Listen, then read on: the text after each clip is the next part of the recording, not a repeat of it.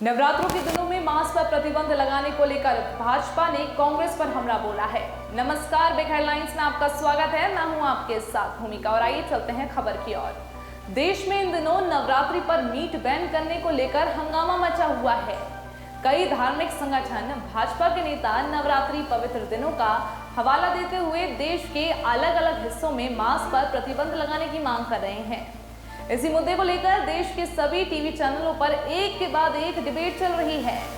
ऐसी ही एक डिबेट हुई जहां पर भाजपा नेता ने चुटकी लेते हुए कांग्रेस के पूर्व अध्यक्ष राहुल गांधी को भी बैन करने की मांग कर डाली। डिबेट पर कांग्रेस प्रवक्ता सुप्रिया श्रीनेत ने कहा कि देश में अगर बैन करने की बात करें तो वह धार्मिक उन्माद, बेरोजगारी, महंगाई, गरीबी, गुर्बत और नफरत पर होना चाहिए। जिस पर भाजपा की ओर आए प्रवक्ता शहजाद पूनावाला ने कहा कि एक बैन राहुल गांधी पर भी होना चाहिए।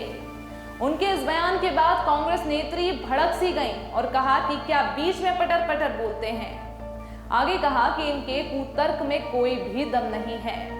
हाल ही में नवरात्रि शुरू होने के बाद गाजियाबाद प्रशासन की ओर से शहर में स्वच्छता का हवाला देते हुए मांस बिक्री पर प्रतिबंध लगा दिया था, जिसके बाद मांस विक्रेताओं के द्वारा प्रतिबंध को लेकर सवाल उठाए गए हैं। वहीं व्यापारियों ने पूरे फैसले पर कहा है कि शराब की बिक्री पर तो कोई बैन नहीं लगा, फिर मांस पर क्यों।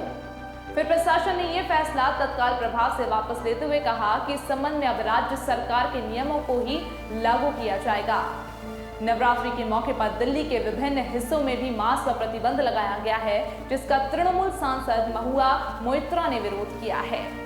उनका कहना है कि संविधान उन्हें मांस खाने की इजाजत देता है, फिर प्रशासन कौन होता है उसे रोकने वाला। इस खबर पर आपकी क्या है राय, कमेंट करके जरूर बताएं और इसी तरह की खबरें देखने के लिए हमारे चैनल बिग हेडलाइंस को सब्सक्राइब करें।